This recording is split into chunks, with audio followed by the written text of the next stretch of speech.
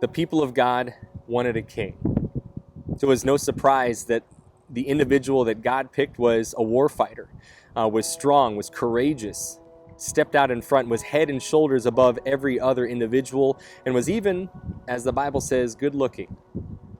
So Saul, when approached by Samuel, a leader for God, says, I can't be king. I'm from the tribe of Benjamin. We're a humble people. There are many others who deserve this more than I. But Samuel said, no, you are the one selected by God. I will anoint you. And he does. He anoints him with oil. He says, Saul, go to this other place, and this path will be laid out in front of you. Saul goes, the path was laid out, and yet he still had questions about his calling.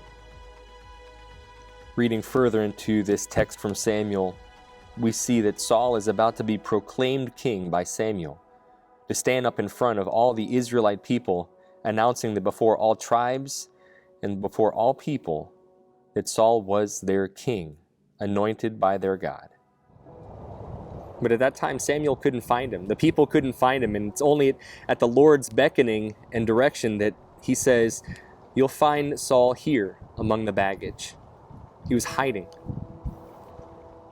So often we are called by God and we hide. Just like Saul, we're prepared. We are the one exactly that God has selected for a certain mission, a certain opportunity, a certain job, a certain vocation. And yet we're afraid.